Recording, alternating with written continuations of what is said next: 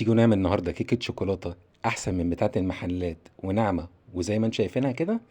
تعالوا بقى النهارده نعمل الوصفة دي مع بعض.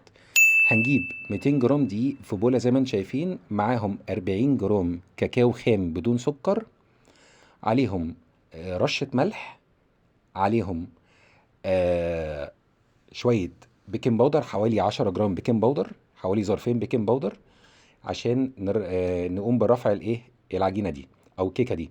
هنقلبهم كويس قوي بالمعلقة زي ما انتم شايفين كده، لحد ما نتأكد ان كل حاجة اختلطت مع بعضها كويس، عشان مش عايزين تكتلات بعد كده. بعد كده هنبتدي في المكونات السائلة. هنجيب 120 جرام لبن حليب، عليهم 3 بيضات، بس زي ما اتفقنا ان احنا البيض بتاعنا يكون بدرجة حرارة الغرفة عشان يدينا افضل نتائج للكيك. عليهم 120 جرام سكر، وعليهم 100 جرام زبدة، وممكن نغير الزبدة ل لزيت. اوكي. انا هنا مستخدم بيضتين عشان عندي البيض كان كبير، فايه استخدمنا بيضتين بس. طبعا لو البيض صغير هنستخدم 3 بيضات. هنضربهم كويس لحد ما الحاجة تدوب، وبعدين ننزلهم على الخليط. زي ما انتم شايفين انا بستخدم معلقة، ما استخدمتش الخلاط وما استخدمتش مضرب، عشان الكيكة بتاعتنا تبقى متجانسة، وتبقى فلافي، وتبقى هايشة وعالية. نتأكد تماما ان الحاجة دابت ومفيش اي تكتلات زي ما احنا شايفين كده. بعد كده هنكون مدوبين 40 جرام شوكولاتة دارك، اللي هي شوكولاتة بدون سكر، والكاكاو اللي احنا استخدمناه بدون سكر يا جماعة، عشان احنا مش عايزين الكيكة يكون فيها سكرها عالي وتضايقنا واحنا بناكلها وانتي بتقدميها لاولادك مع اللبن بالليل، بتبقى حاجة جميلة قوي. زي ما انتم شايفين الشوكولاتة الدارك بتنزل واحدة واحدة زي الخيط كده.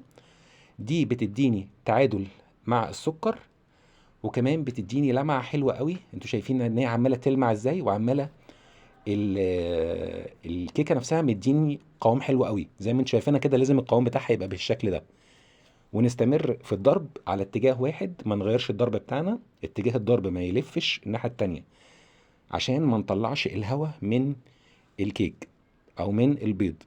نكون مسخنين الفرن بتاعنا على درجة حرارة 180 درجة قبل ما نبتدي في الوصفة دي، عشان ما نضيعش وقت ونضيع نفسنا كمان الغاز. فيعني ايه، نكون موفرين من كل حتة. هنحضر الطبق بتاعنا او الصينية بتاعتنا. الصينية بتاعتنا هتكون 22 سنتي، هتعمل معانا كيكة ل 8 افراد او 6 افراد. هنعملها بالزيت. لو مش عايزة تضيفي زيت في الأرضية ممكن نحط ورق زبدة، أنا هنا استخدمت الزيت. بعد كده هنصب الخليط جوه الصينية بتاعتنا.